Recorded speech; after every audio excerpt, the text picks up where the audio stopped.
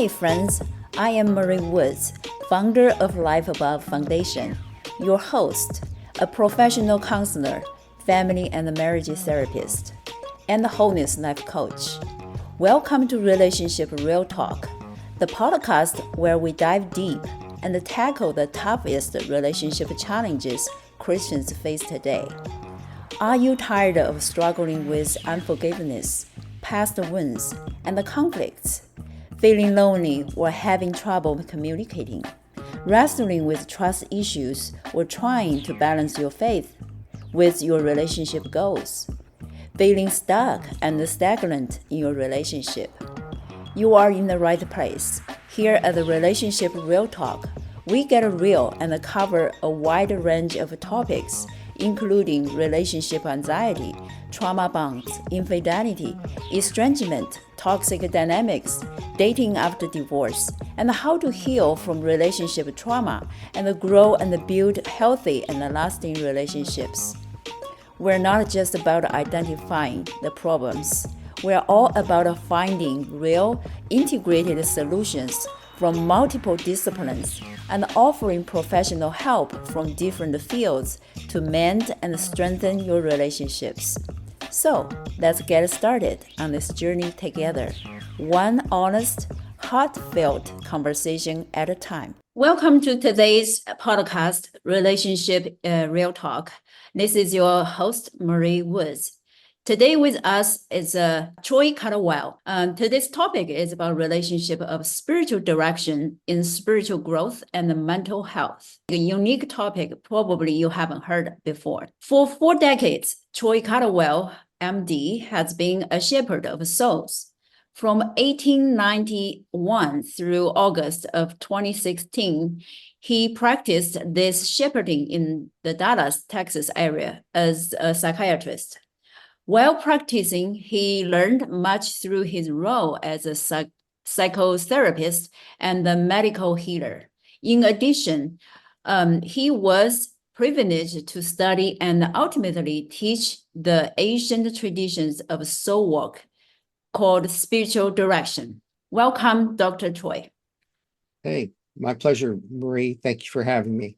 So, Dr. Troy, tell our audience, first, what is spiritual direction? For some of our audience have never heard that term. Well, I do want to clarify one point. I began spiritual direction in 1991 and not 1891. So I'm old, but not quite that old. But spiritual direction is kind of a time-honored practice of companionship on the spiritual journey. It involves meeting regularly with a trained listener who helps you pay attention to God's presence in your life and what the still small voice might be saying. And it involves learning spiritual disciplines together that kind of foster contemplative life and spiritual growth and discipleship through attentive listening, gentle inquiry.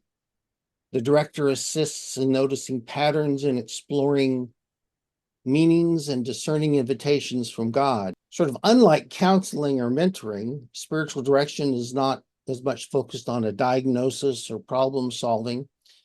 Rather, it's holy listening and co-discernment. It's the idea of direction sort of creates a little bit of a hierarchy, but it's a very small hierarchy.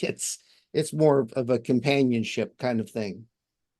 And as I said, a co-discernment. Spiritual direction provides dedicated time and space to reflect on the lived experience of faith and to grow in intimacy with God.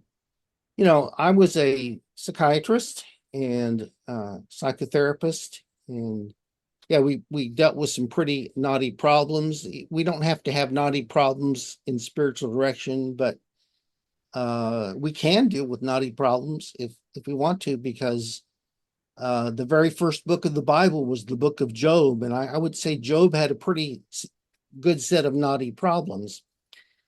That would be Knotty, not Naughty. Mhm. So yeah, there are phases of spiritual direction where we might be dealing with deep suffering. but trying to find God's meaning amidst our deep suffering is a time-honored spiritual task. We all have different degrees of suffering, but we'll all have it. So it could be being a companion, like Job had friends companioning him, and hopefully the spiritual director's a little wiser than Job's friends. But yeah, it helps to have had the training in spiritual theology. It helps to have, our basic theology training.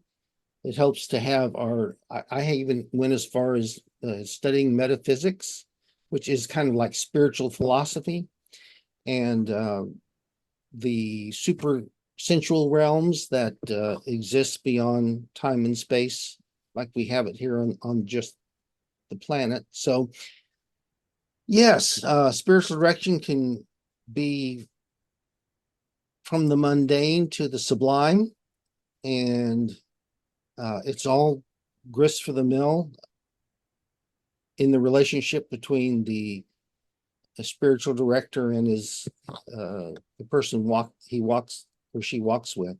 Yeah.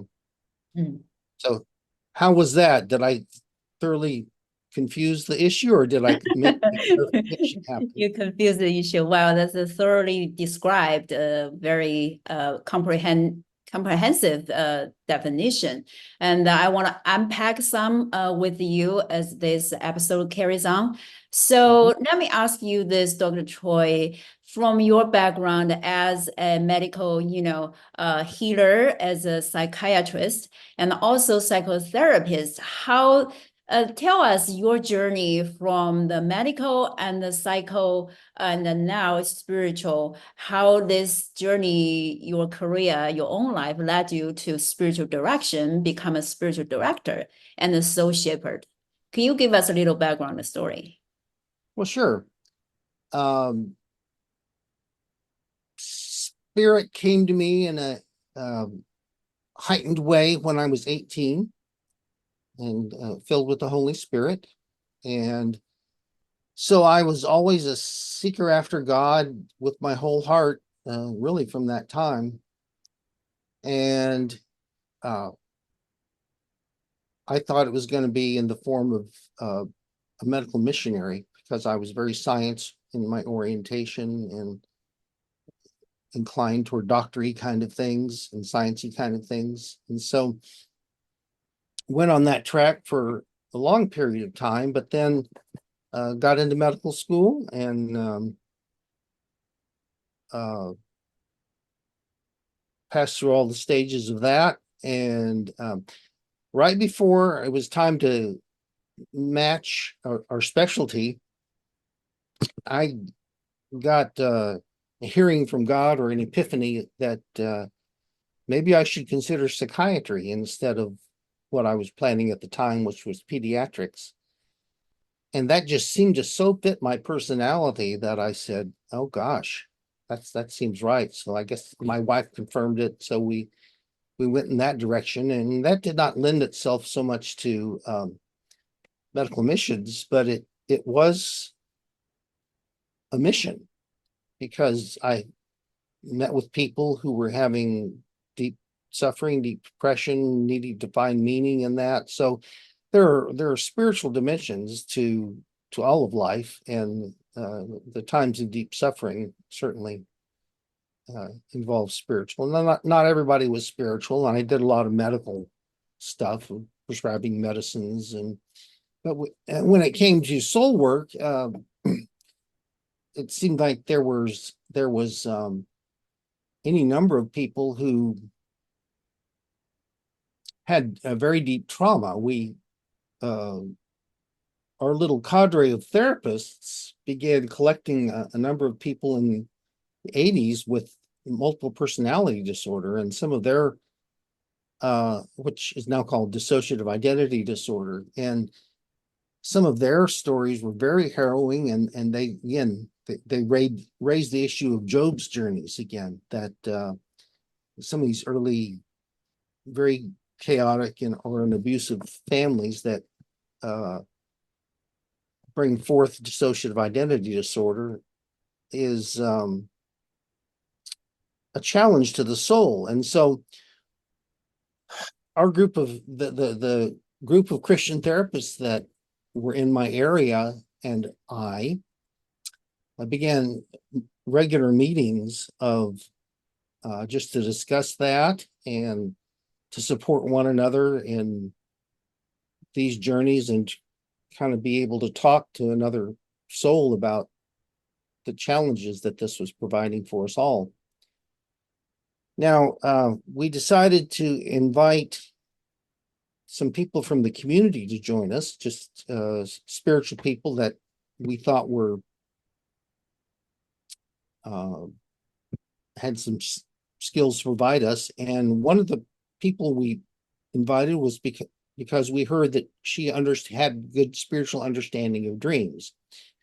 And dreams is a thing near and dear to the heart of psychiatrists. So that was kind of an interest to us all. And this lady was the founder of the Anglican School of Spirituality, and she began talking to us about spiritual direction and spiritual formation.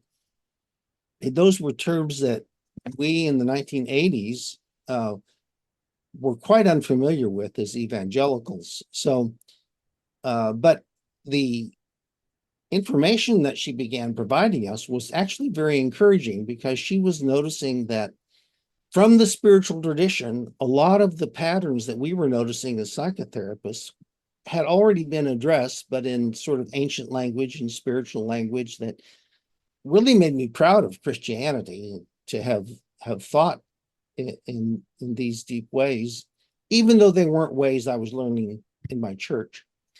So we began studying spiritual direction tradition with her. And then also we began to meet with people from the Pecos Benedictine Monastery, which was a hotbed of Jungian Christian interface at the time, and had some meetings with those folks. And through this, a lot of us became interested in spirituality. One of your mentors, Linda Martin, was a part of that group, and she went on to teach at Dallas Theological Seminary. Yeah, she was my professor back then. Right. Yeah. And I went on to study at the Anglican School of Theology, the spiritual direction program there. So it was rich. It was rich, and it just but it wasn't so much standard Bible study as it was about the contemplative life and the spiritual pathways and the different phases of the spiritual pathway. And all that was so meaningful to me as a developmental psychiatrist. And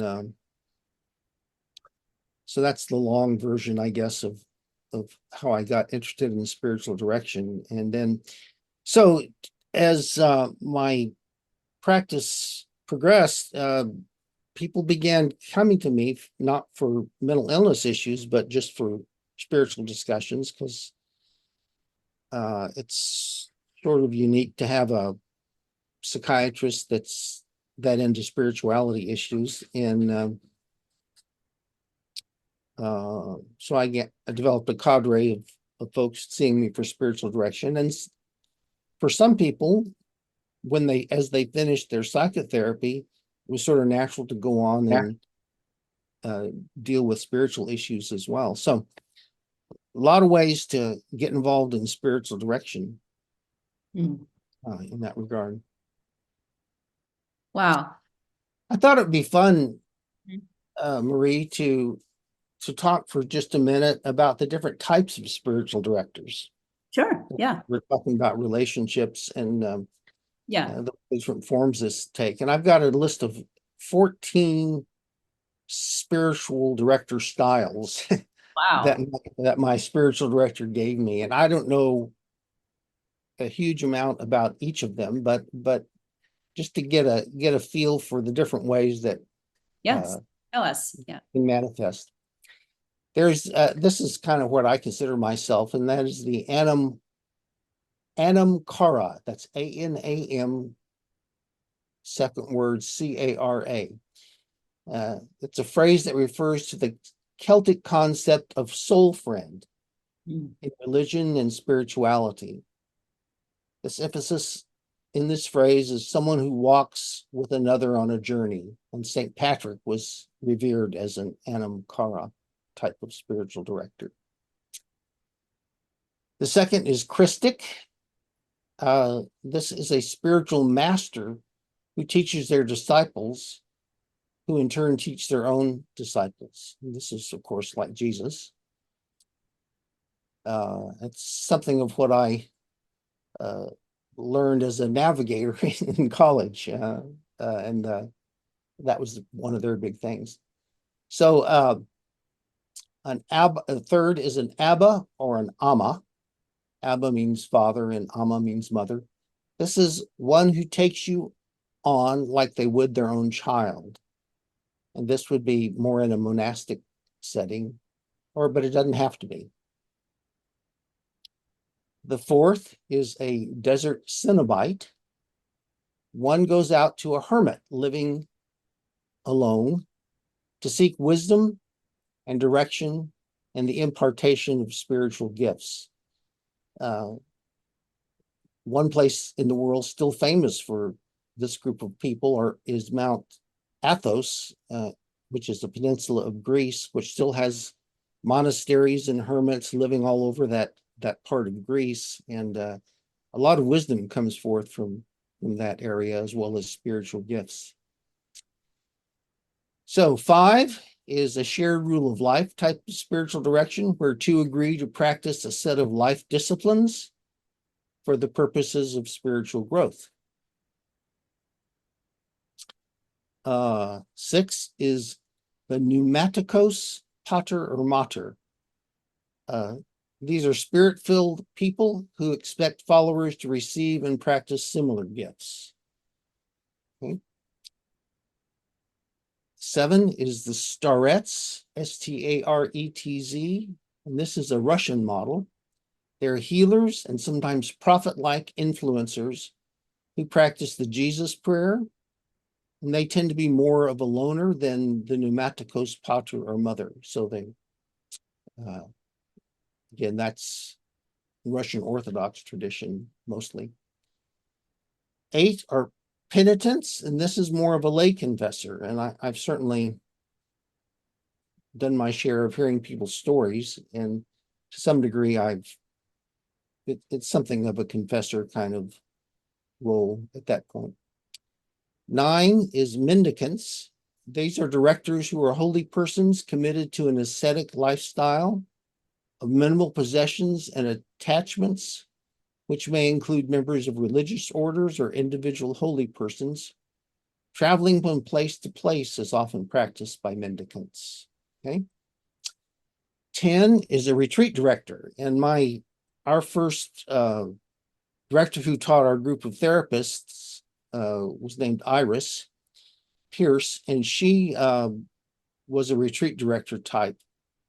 She could give you a list of steps to take in almost any situation, and like these would be a set of disciplines that thus and such of a saint practiced at one time or the other, and so this style was less one of attunement and more kind of giving of assignments.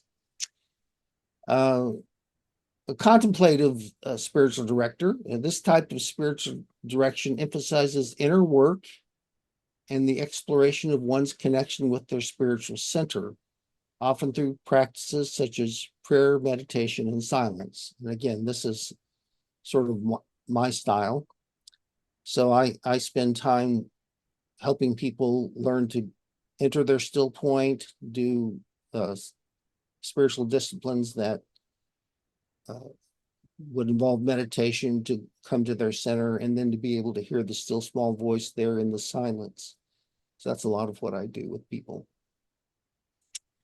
So inner healer is the number 12, one who directs the secret of Christ within the soul for the practice of soul healing and growth. And honestly, this is what I do a lot of as well. So in people with great trauma, Jesus has been a great healer for people dealing with wounds that still trouble them. And so I use traditional inner healing prayer as well as the Emmanuel approach to do that with people. 13 is a theological type of spiritual director who emphasizes growth in theological understanding. And then 14 is a holistic professional religious counselor. And I think of yourself as sort of that way. It's a therapist or coach with substantial spiritual emphasis and direction training. So again, different styles. I've tried to, share with you what my styles were.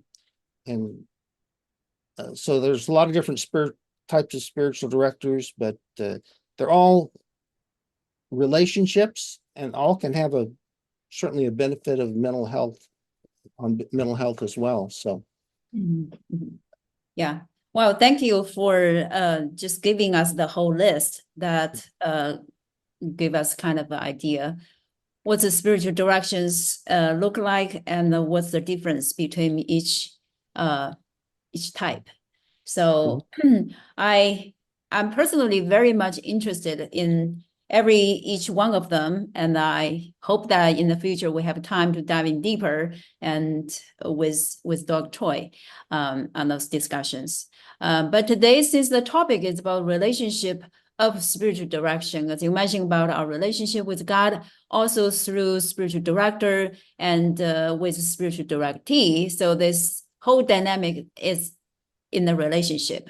And I think you, Dr. Choi, you are the perfect person we have this conversation because you have your expertise and experience in psychotherapy and medical fields and also spiritual direction fields. So my next question for you is, how does spiritual director and the directee relationship look like through those years you practiced? My first spiritual directee was a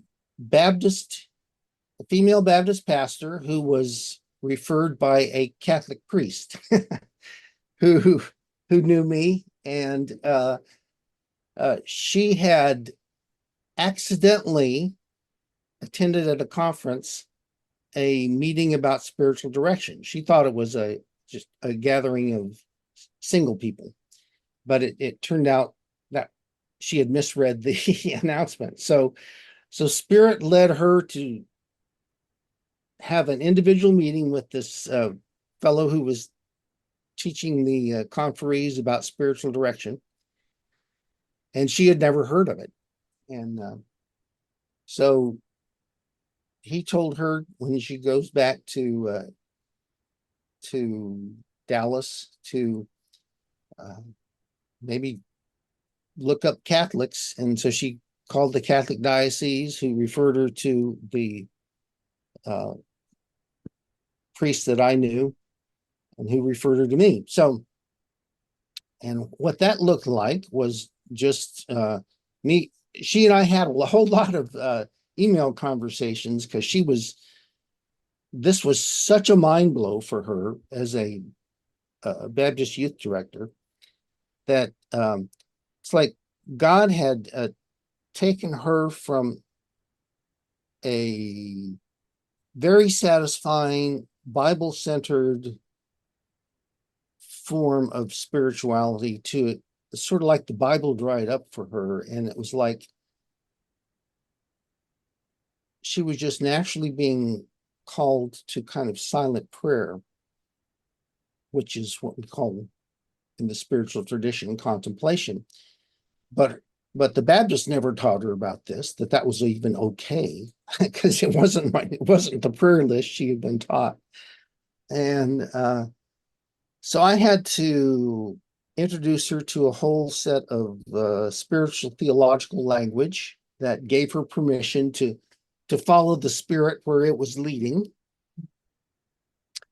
And like I say, we had email conversations, then we had monthly meetings where she would come to my office and we would sit down and talk in more depth. And yeah, it turned into a lovely friendship. And actually, she even shares a lot of her story in the book that I wrote called Adventures in Soul Making. And some of your readers might have an interest in that. This is a book that I wrote to kind of shepherd evangelicals from their more Bible-centric way of thought to a kind of more spirituality way of thought.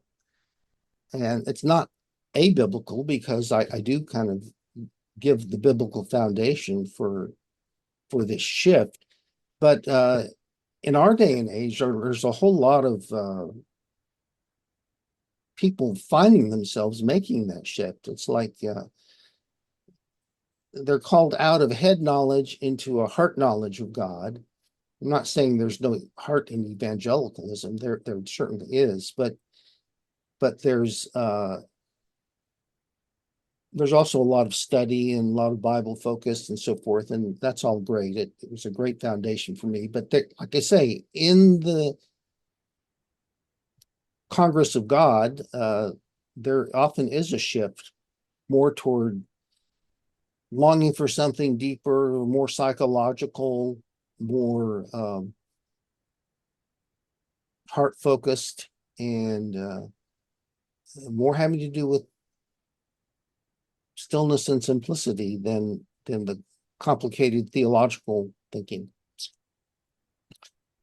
And so walking with people through those kinds of transitions is a common thread that I do, that is found in spiritual direction, and particularly among people who are former evangelicals, because this whole realm of spiritual theology is a bit less unfamiliar to Eastern Orthodox and Roman Catholic and Anglican groups in the church. That kind of went far afield from the original question, but so among other spiritual seekers, we'll meet once a month. Occasionally, I'll start with people twice a month at first, because there's just a lot on their plate and they want to kind of process it more fast and more quickly. And but usually then it goes back to once a month or every 6 weeks. And we just sit together and sort of quiet our souls at the beginning of a session, maybe for 30 seconds. And then we invite the Holy Spirit. And then we talk about whatever's on their heart. Now, it could be that there are life challenges that I'm already familiar with, but during the early part of our sessions, we'll generally talk about their spiritual history and try to figure out where they might be on their spiritual walk. There are patterns of the spiritual walk that I learned once I began studying spiritual direction that I hadn't learned about as an evangelical. And it's kind of nifty to know where you are on that. It goes like this. There's an awakening of the soul, which is this call to a deeper life. There's a purgative journey, which is sort of like the time in the wilderness where you're doing the struggles and so forth to try to make this shift from the head to the heart. And that's called the purgative way. Then there's the illuminative way, and that's when enough purgation has happened that the spirit kind of floods the soul in a more exciting way and more heady kind of way, and There's lots of learning and lots of studying and lots of growing in a joyful way. And then there's the dark night of soul. So after a period of time in illumination, there's people often will go into a dark night in which it seems like all that joy has left, but because they're not because God has left so much as just that there's an obscurity of what's going on. They don't understand what's happening. And then there's a shift to a kind of sort of giving up of the ego uh, and trusting God at a deeper level. And it's sort of like you and God are so one at that point. We call it the unitive way. And that's the third phase of the spiritual life, the purgative, illuminative, and unitive. These are categories not spoken about in the church, in the Protestant church, very much. Probably not the other churches as well, because it was part of mystical tradition, and that was often left to the monasteries. But it's spoken about more now, and I find the categories exceedingly useful, and so we'll often reference those in conversations I have with the spiritual directee, and with, I'll get them to recognize what God's taking them through along that pathway. Wow, that's beautiful. As you were talking about this, in the relationship, the length, the frequency of the meeting, and the steps during the meeting, and you were talking about the purgative, illuminative, and the unitive, the steps. So, do people normally experience all of them or part of them in the setting meeting? Well, that's a good question. Most of people's life is experienced in the purgative way. Working on their sins and patterns of life that are less than ideal is a struggle. I think that's kind of what the Romans 7 struggle of Paul was about. It's kind of a purgative way type of struggle. There is a time though when you break out of that, and that's the illuminative way, where things aren't so hard anymore. Would you say? I don't know quite how to answer you. I think my spiritual director and my spiritual mentors would say that until somebody can think in a fairly psychological way, and some people never do, and that's okay. You know, God loves them too, but you have to be fairly psychological to kind of move into the illuminative way and think about the soul, because that's a lot of the where meditation goes. It's the process of the soul. In the purgative way, you think about life and you think about reality and so forth like that, and you think about theology. But in the illuminative way, you think about the soul and come to appreciate the patterns of soul that are guiding you through life.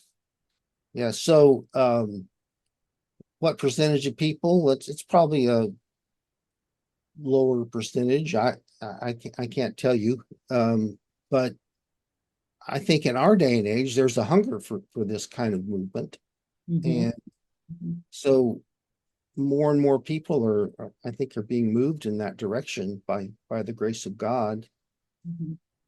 And there's a greater call for spiritual direction than there was in the 90s and 80s when I was first getting into this. Right.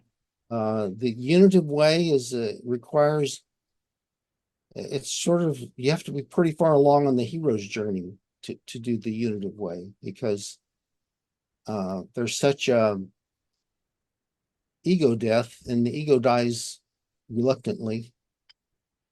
We run into the idea of ego death in the scripture a lot, and it's not really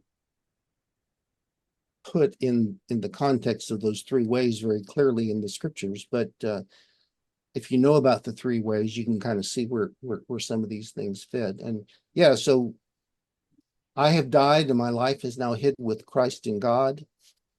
That's totally a unitive statement. Mm. My Yeah. ego has died and my life is now hid with Christ God. Is yeah, pride and ambition are gone in the unitive way. Mhm. Yeah. I'm afraid that evangelical radio preachers don't get that, do that very much, because there seems to be a lot of pride left in those folks.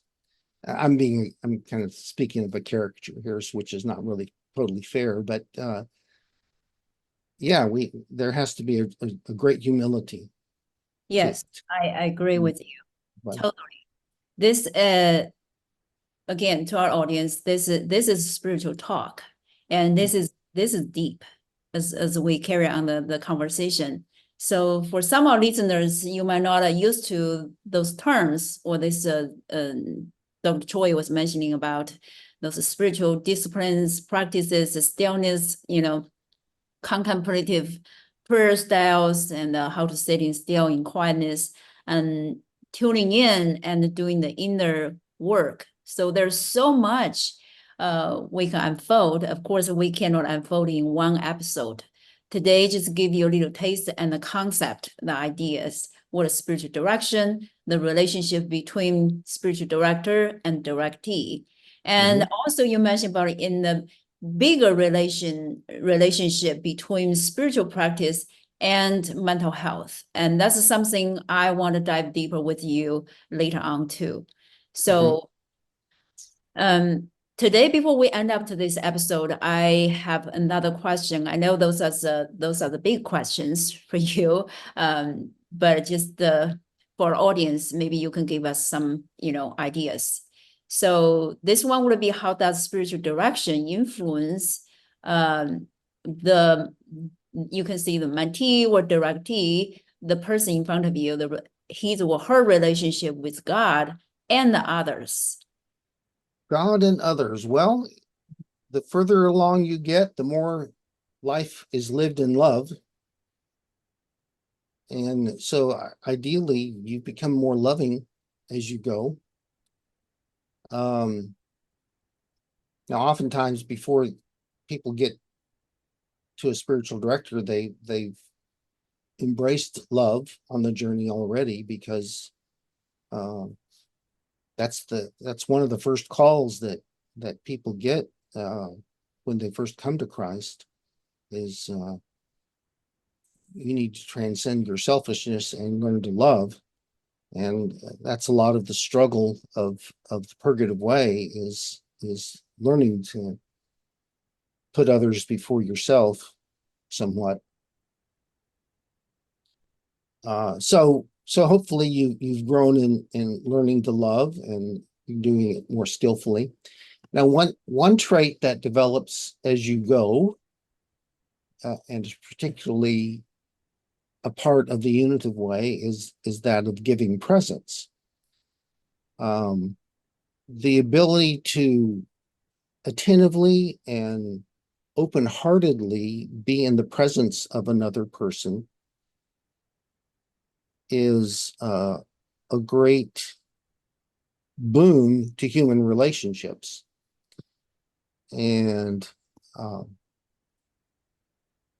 it's amazing how little of that happens in the world,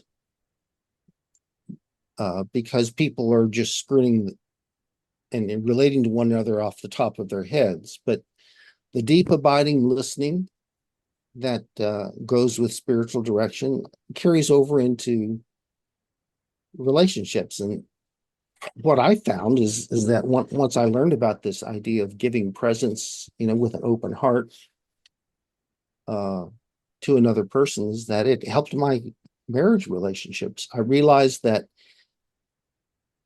if I wasn't doing that for my wife on some kind of regular basis, she would get fidgety and distant. She somehow my presence in her, my more superficial interaction with her were not satisfying to her. And so if I was more conscious of giving her full attention and presence with the awareness of my heart and it being open, she was much more satisfied with me as a husband. And, That's true. Yeah. when you have a more accepting of people where they are on their journey, people don't have to be where you are. People can be in their own place on the journey.